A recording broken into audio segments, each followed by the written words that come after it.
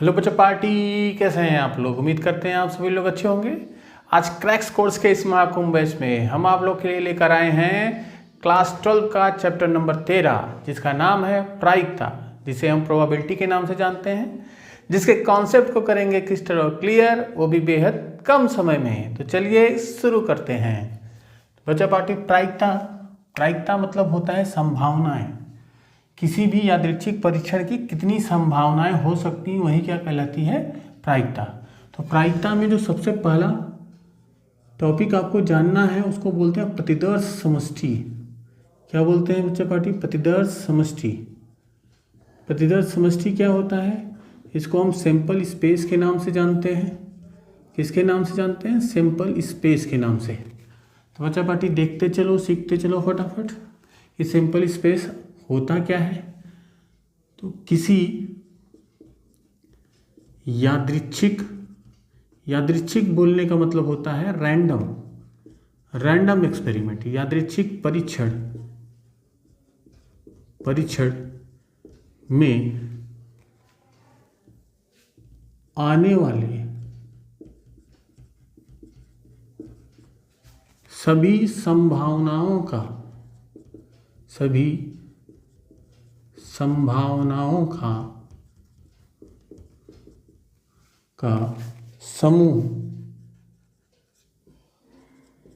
समूह क्या कहलाता है बच्चा पार्टी?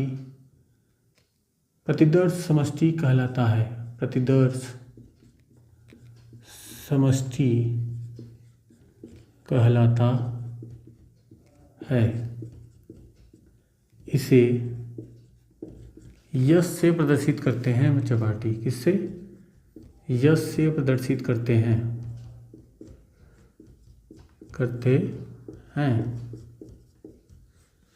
जैसे बच्चा पार्टी ध्यानपूर्वक देखिए। जैसे में सबसे पहला टॉपिक हम लेते हैं सिक्के को। सिक्का में जिसमें चित्रपट या हेड और टेल आता है। बच्चा पार्टी यहाँ पे ध्यानपूर्वक देखिए कि पहले वाले में हम पहला पॉइंट देखते हैं कि जब एक सिक्के को उछाला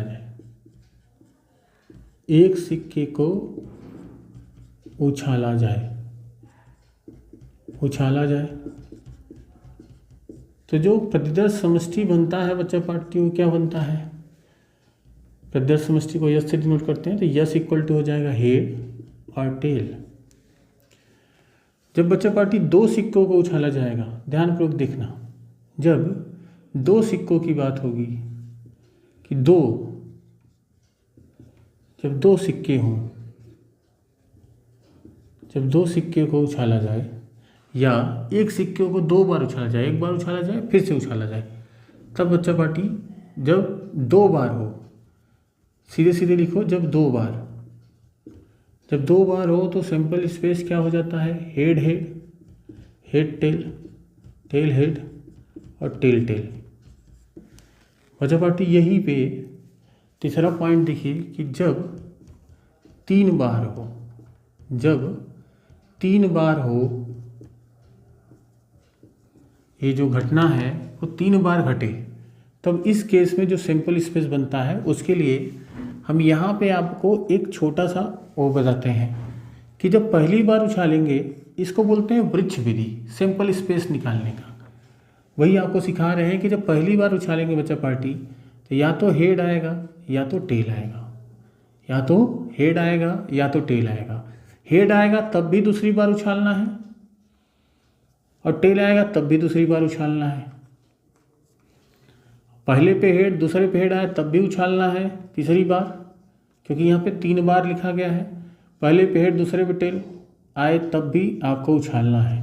वही केस इनके लिए, यहाँ भी आपको उछालना है और यहाँ भी आपको उछालना है। इसको बोलते हैं बेटा वृक्ष विधि। अब इसको सैंपल स्पेस में कैसे लिखेंगे, ध्यानपूर्वक देखिए। हेड, एक ब्रांच पकड़ के, एक टहनिया पकड़ के हम लिखेंगे। देखिए ये हेड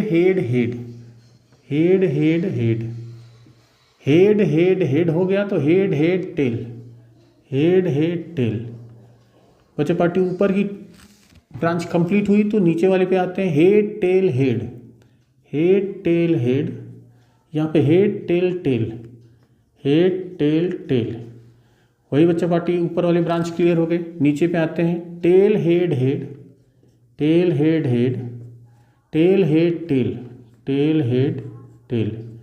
बच्चा पार्टी फिर यहाँ पे आते हैं tail tail head, tail tail head और टेल टेल टेल। आखिरी में क्या आ जाएगा? Tail tail tail. तो इस प्रकार से बच्चा पार्टी सैंपल स्पेस निकालते हैं। एक बात याद रखना,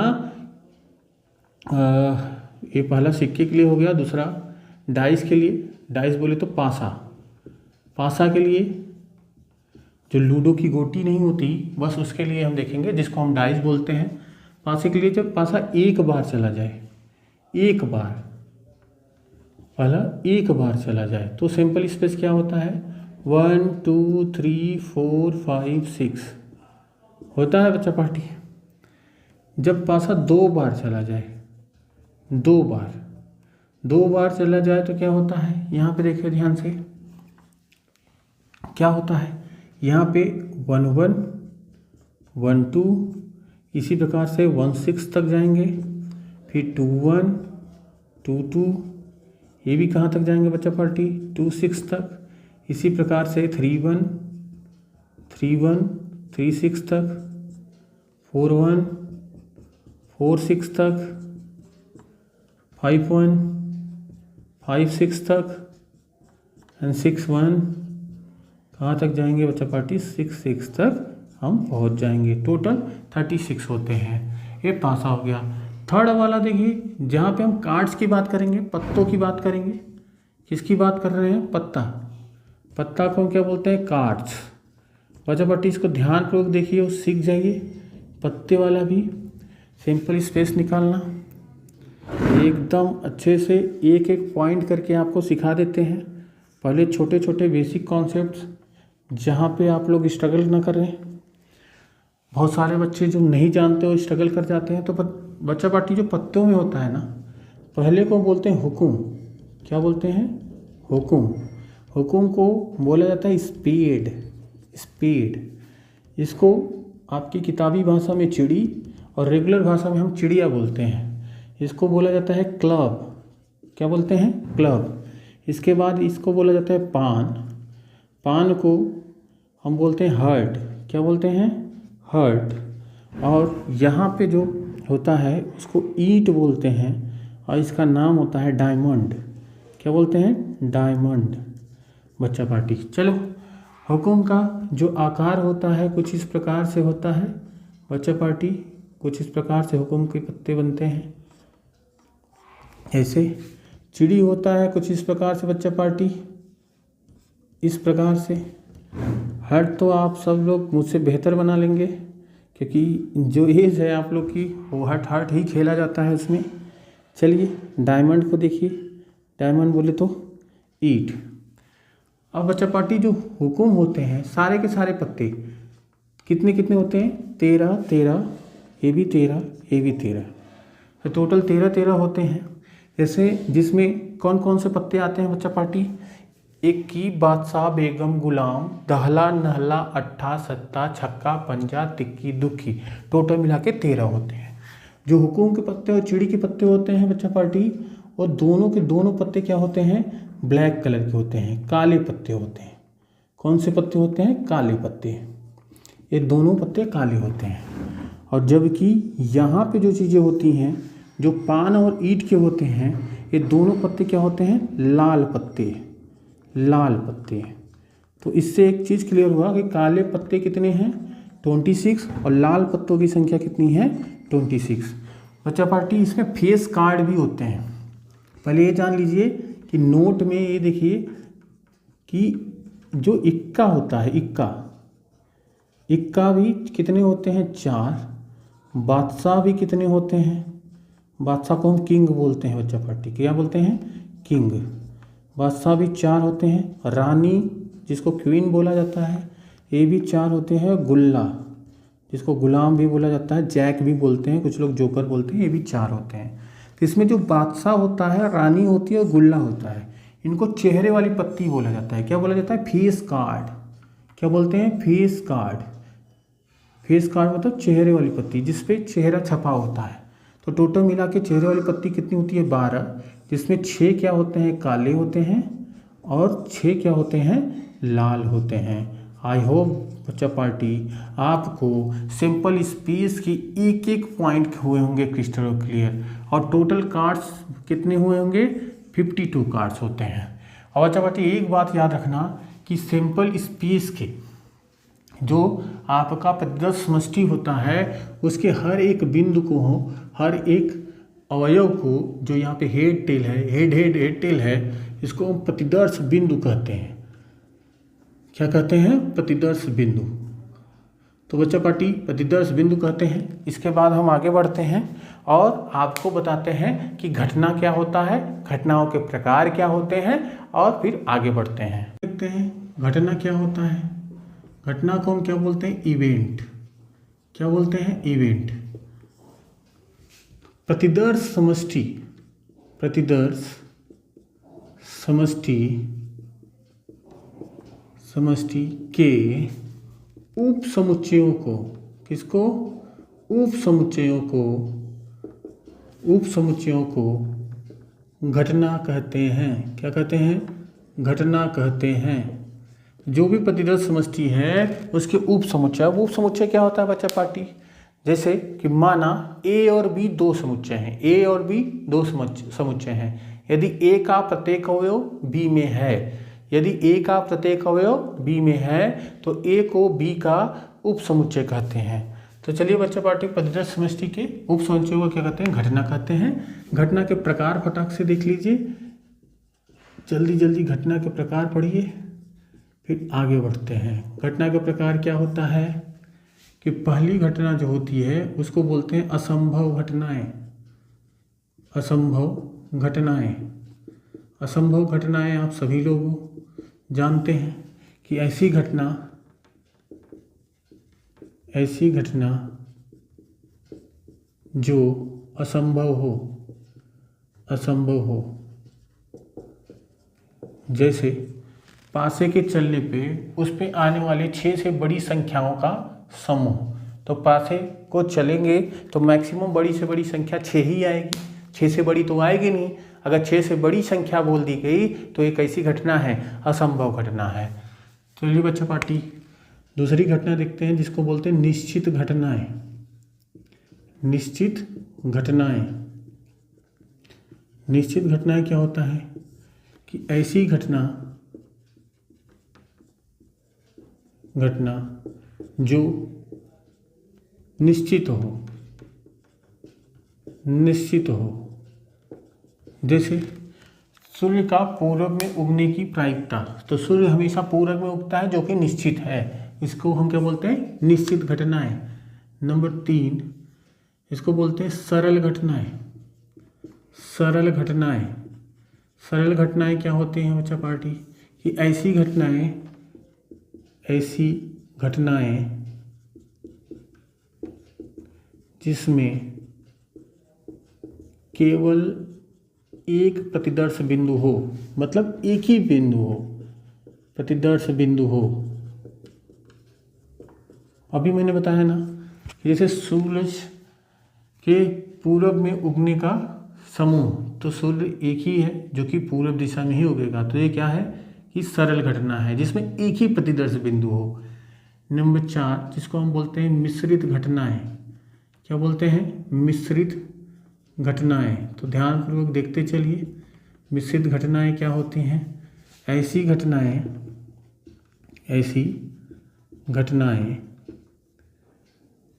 जिसमें एक से अधिक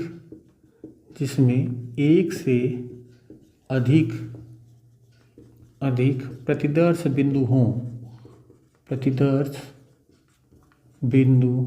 हों। आई होप बच्चा पार्टी आपको इनके प्रकार समझ में आ रहे होंगे। नंबर 5वां देख लीजिए जो कि बहुत ही इंपॉर्टेंट है, जिसको हम बोलते हैं अपवर्जी घटनाएं। अपवर्जी घटनाएं, माना ए और बी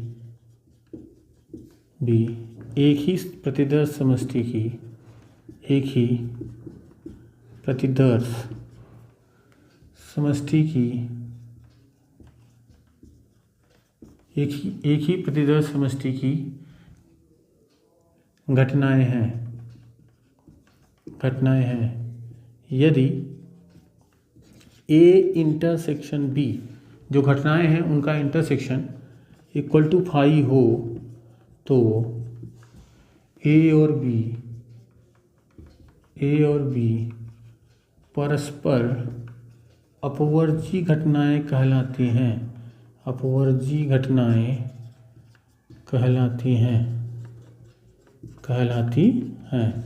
बच्चा पार्टी नंबर 6 देखिए, जिसको हम बोलते हैं निःशेष घटनाएं। क्या होती हैं निःशेष घटनाएं? ध्यानपूर्वक देखिए कि माना ए, बी तथा सी एक ही प्रतिदर्श समष्टि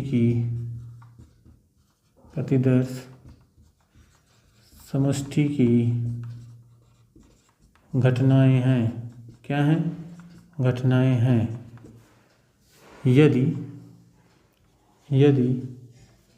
ए union B union C equal to sample space मतलब प्रतिदर्श समष्टि के बराबर हो तो ए, बी तथा सी परस्पर अपवर्जी घटनाएं कहलाती हैं।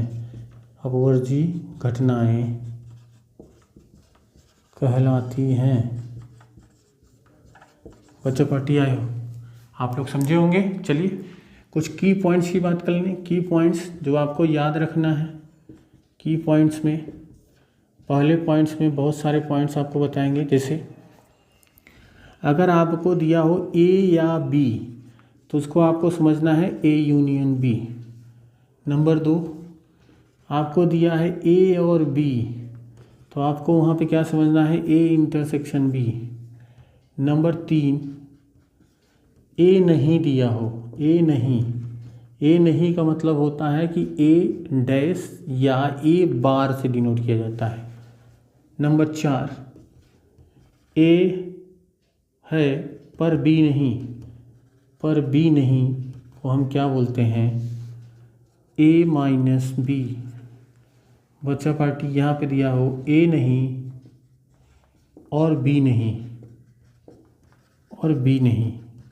का मतलब होता है बच्चा पार्टी ए डैश और का मतलब होता है इंटरसेक्शन बी डैश, जिसको डिमॉर्गन लॉ से आप ए यूनियन बी का डैश लिख सकते हो।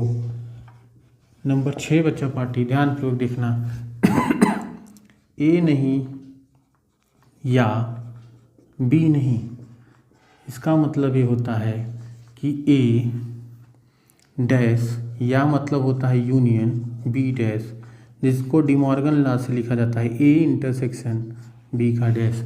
आई होप बच्चा पार्टी आपको की पॉइंट्स क्लियर हुए होंगे। नंबर 2 की पॉइंट्स आपको ये याद रखने हैं कि किसी घटना के घटित होने की जो प्रायिकता होती है वो होता है संभावित घटनाएं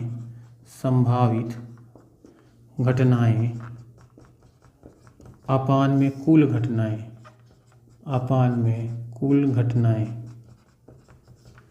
घटनाएं। यहीं पे नंबर 3 देखिए कि किसी घटना के घटित होने की प्रायिकता और उसके न घटित होने की प्रायिकता का जो योगफल होता है वो किसके बराबर होता है? 1 के बराबर होता है। ये हमेशा याद रखेंगे। नंबर 3 हो गया। नंबर 4 देखिए यहाँ पे, नंबर 4 को यहाँ पे देखिए बच्चा पार्टी, नंबर 4 ये है कि पी ऑफ ई किसी घटना के घटित होने की जो प्रायिकता होती है वो सदैव 0 से बड़ी और 1 से, सदैव 0 से बड़ी या बराबर, 1 से छोटी या बराबर होती है। नंबर 5 बच्चा पार्टी 5 नंबर को देखिए कि P of A union B, अगर ए यूनियन बी की प्रायिकता सीधे निकालनी हो तो इसका फार्मूला होता है P of A plus P of B minus P of A intersection B.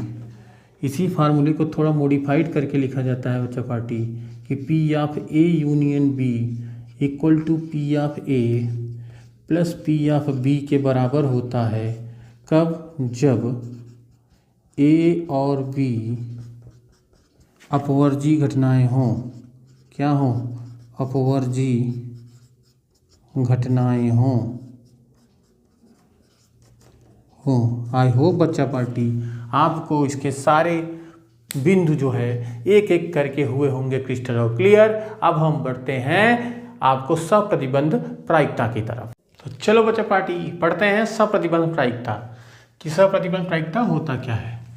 तो बच्चा पार्टी मान लेते हैं कि माना ई तथा एफ दो एक ही प्रतिदर्श समष्टि की दो घटनाएं हैं। तो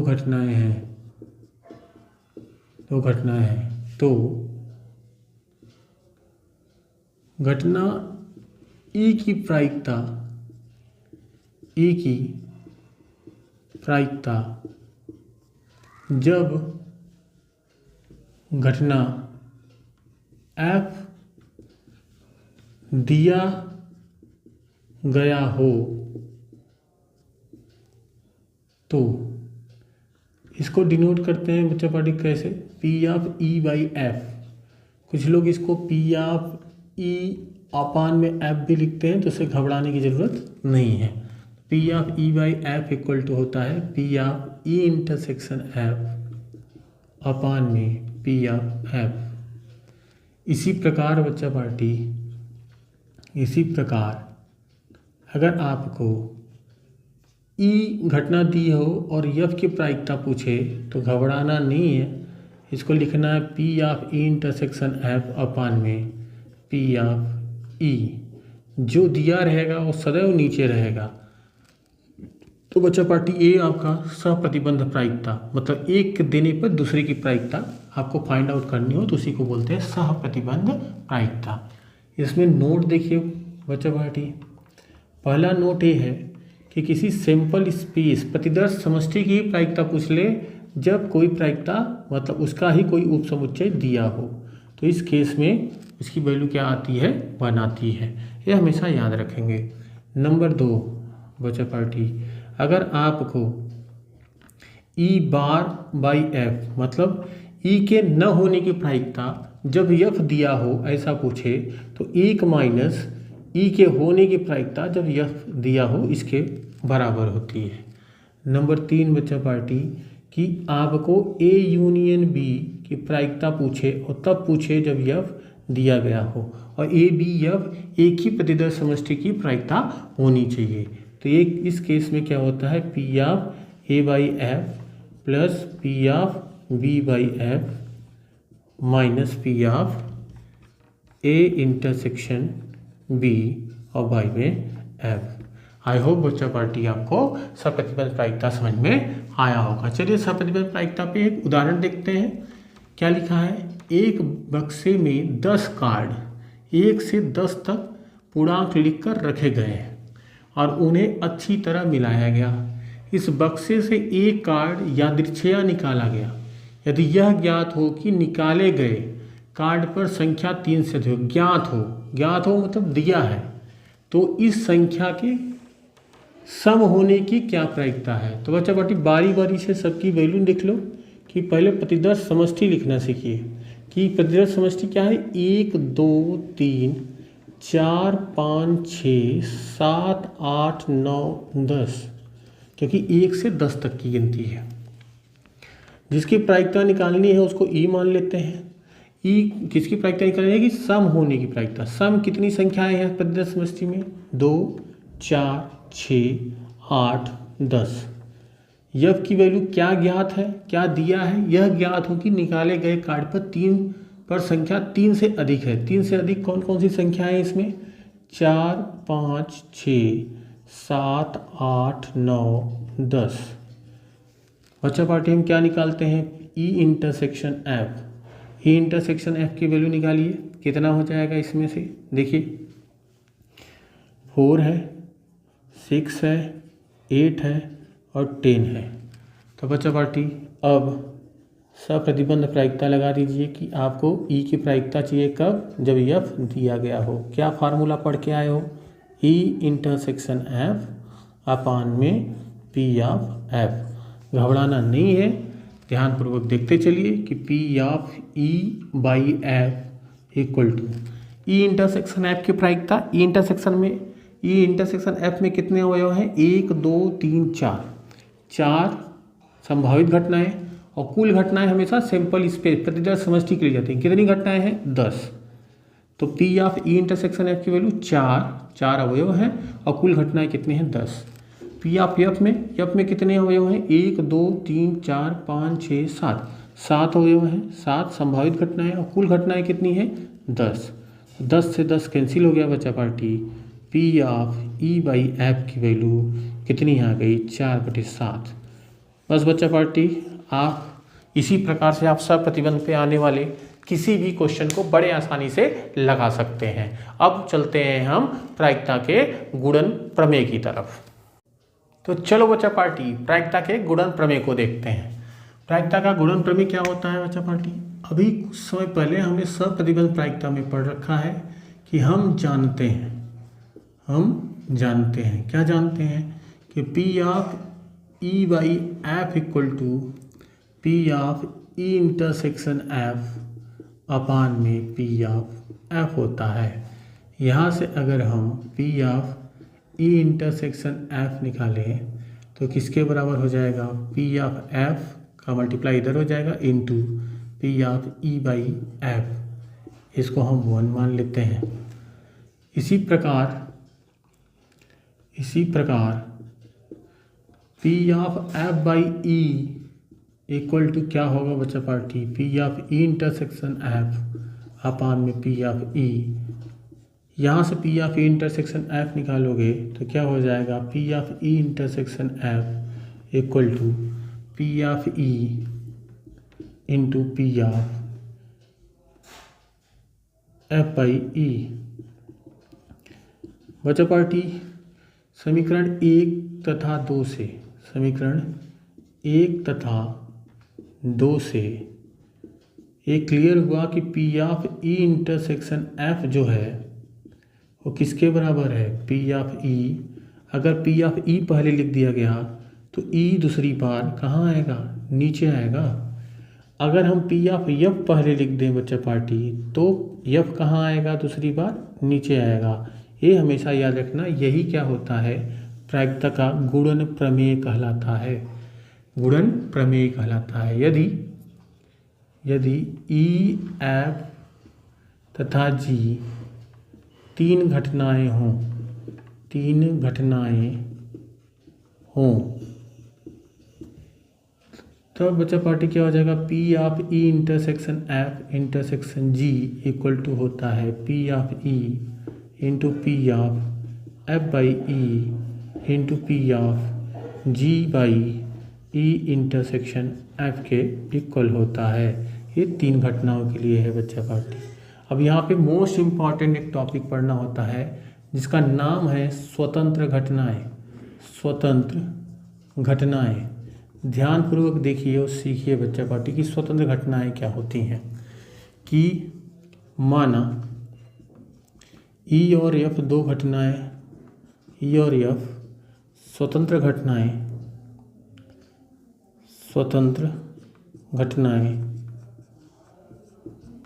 कहलाती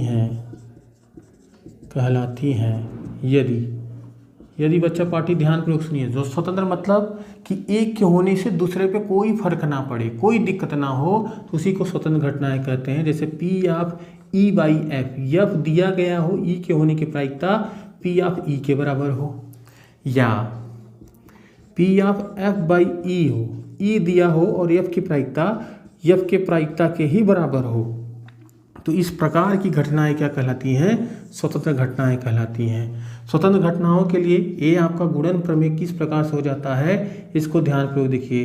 तब ई इंटरसेक्शन एफ की वैल्यू किसके बराबर हो जाएगी बच्चा party, P of E into P of F. ये कब होगा, जब घटनाएं क्या होंगी, स्वतंत्र होंगी। अगर यही घटना 3 तीन स्वतंत्र घटनाओं के साथ हो E intersection F intersection G के, तो ये हो जाता है P of E into P of F into P of G के बराबर।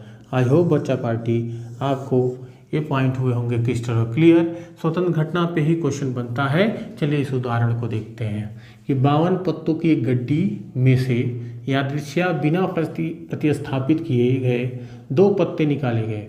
दोनों पत्तों के काले रंग का होने की प्रायिकता ज्ञात कीजिए। अब यहाँ पे क्या क्या दिया है उस पर बात करते हैं। दिया है कुल पत्ते, कुल घटनाएं, कुल संभावनाएं। कौन सो करेगा? कुल पत्ते कितने हैं? 52। काले पत्ते कितने होते हैं बच्चा पार्टी? काले पत्ते होते हैं 26। अब यहाँ पे दोनों पत्ते के काले रंग यादृच्छिक निकाला जाता है। आपको पता है कि जब पहला पत्ता निकालेंगे ना, उसका दूसरे पत्ते से कुछ भी लेना देना नहीं होता। तो मतलब इस प्रकार की घटनाएं जो होती हैं वो क्या होती हैं? स्वतंत्र घटनाएं होती हैं। तो बच्चा पार्टी यहाँ पे स्वतंत्र घटना का फार्मूला लगाएंगे। आपको पता है कि 52 पत्तों की एक गड्डी है, एक पत्ता हम यादृच्छिक निकाल लिए। अब इस पत्ते का अगर इसको हम प्रतिस्थापित नहीं कर रहे हैं तो इस पत्ते का दूसरे पत्ते से निकालने से कोई फर्क नहीं पड़ेगा, कोई इफेक्ट नहीं डालता है। तो इस प्रकार की घटनाओं को हम क्या बोलते हैं? स्वतंत्र घटनाएं। तो दोनों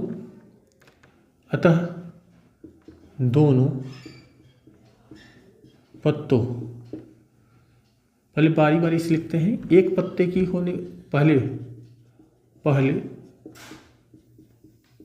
पत्ते के काले होने की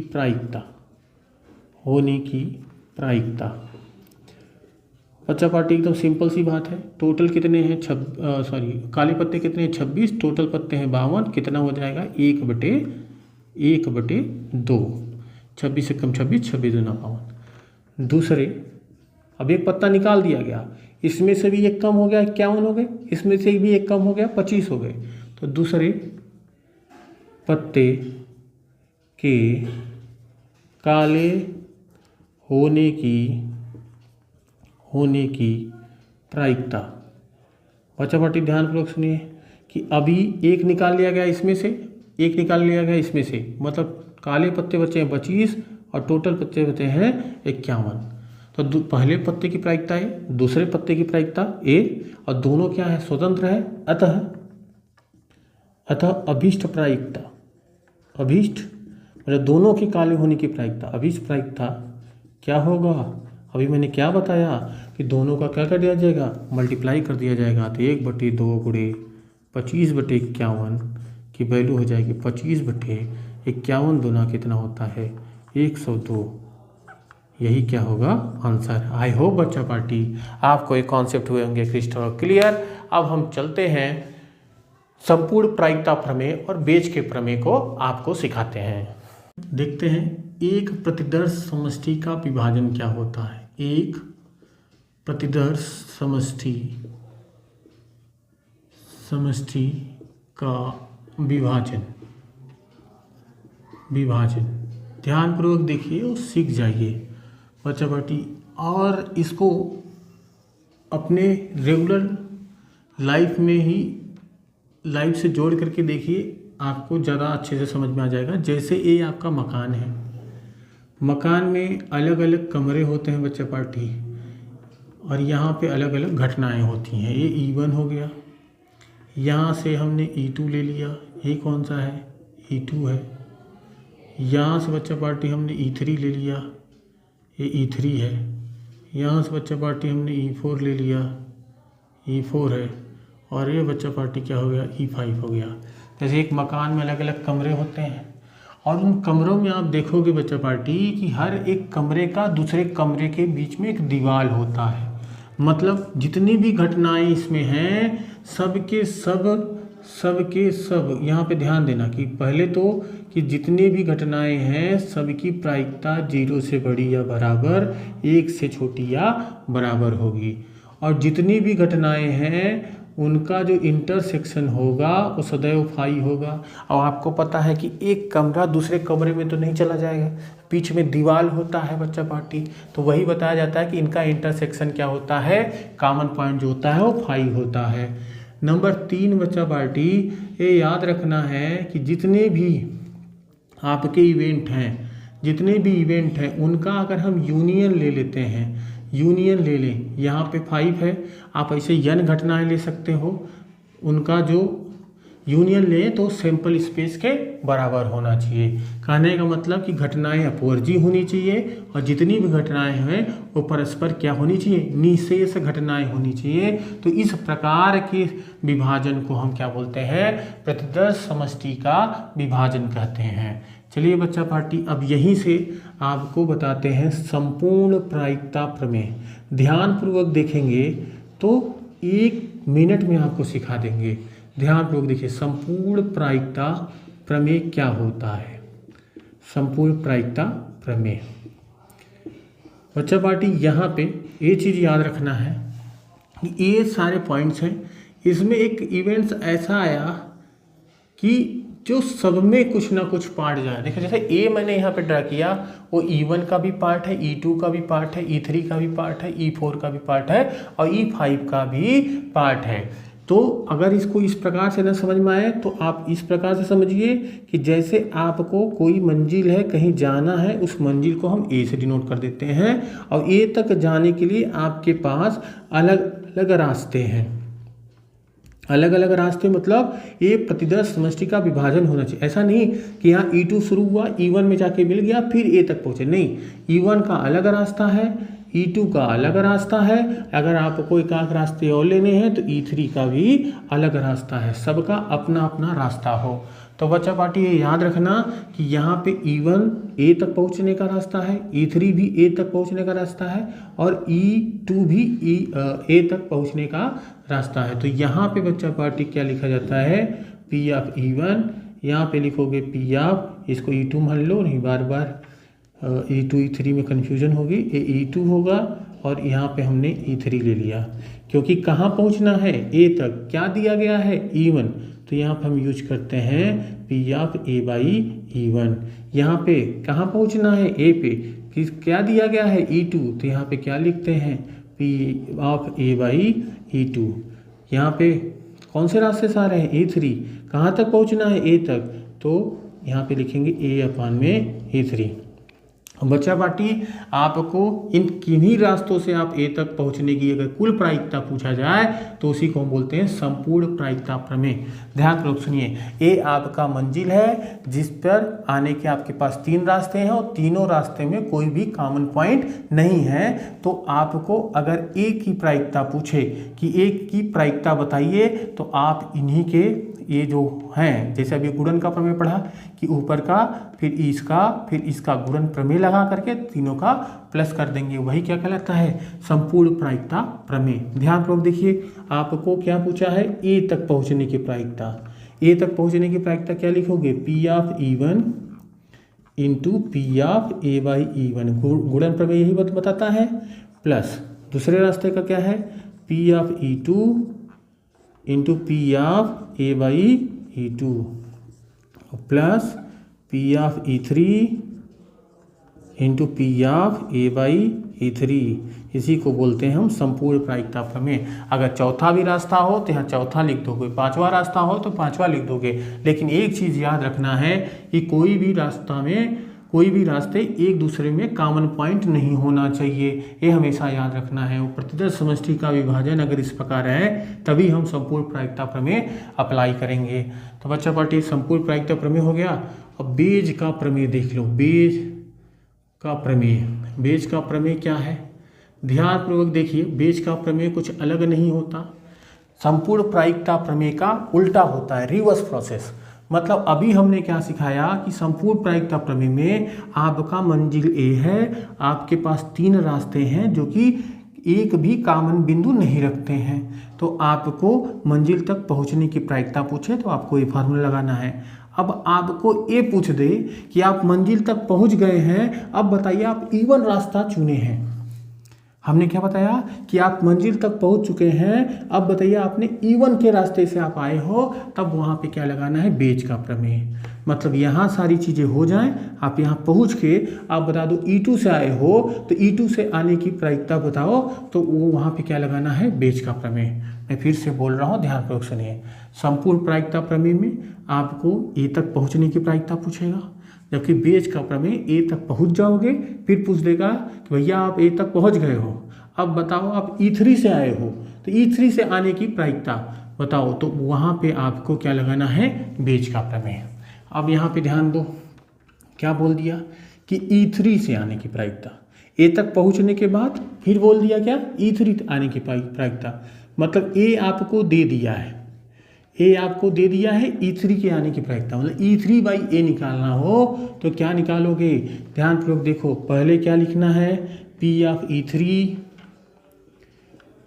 E3 into P of A/E3 वपान में पूरा का पूरा P ऑफ A। यही पढ़ के आए हो बच्चा पार्टी। अभी मैंने बताया कि ए तक पहुंच गए हो, अगर ए तक पहुंचने की प्रायिकता पूछे तो आपको लगाना है संपूर्ण प्रायिकता प्रमेय।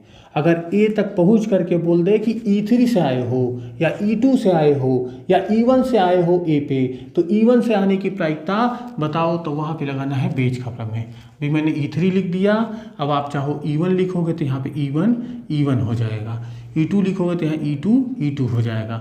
आई होप बच्चा पार्टी आपको एक कॉन्सेप्ट हुए होंगे क्रिस्टल क्लियर।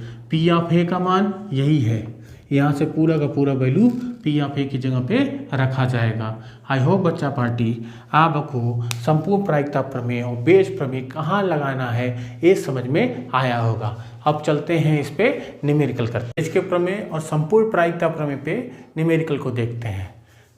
जिस पर पहला न्यूमेरिकल है कि किसी व्यक्ति ने एक निर्माण कार्य का ठेका लिया है, हड़ताल होने की प्रायिकता इतनी है, हड़ताल न होने की स्थितियों में निर्माण कार्य के समयानुसार पूर्ण होने की प्रायिकता, अच्छा हड़ताल न होने की स्थिति और हड़ताल होने की स्थिति, हड़ताल न होने की तथा हड़ताल होने की।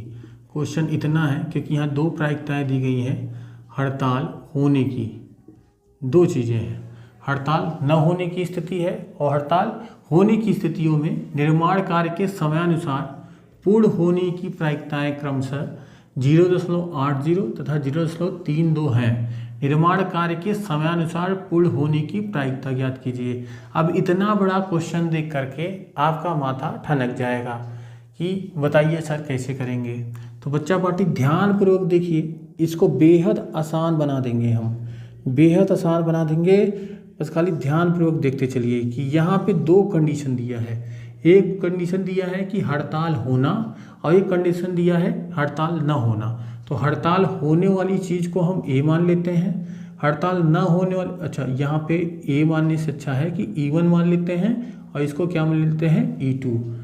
और कार्य समयानुसार पूर्ण होने की जो प्रायिकता है, कार्य खत्म होने की प्रायिकता, मतलब ए ही यहाँ तक पहुँचना है, ए तक हमको पहुँचना है। तो बच्चा पार्टी यहाँ पे सबसे पहली चीज़ हम P ऑफ E1 देखते हैं और P ऑफ E2 देखते हैं। क्वेश्चन में मेंशन है क्या, उस पर फोकस करते हैं। तो यहाँ बोला है हड़ताल होने की प्रायिकता कितनी है, 0.65। E1 क्या है, E1 है, E1 को हमने लिख दिया है हड़ताल होने की, हड़ताल होने की घटना, हड़ताल होने की घटना को हम किससे डिनोट कर रहे हैं, E1 से।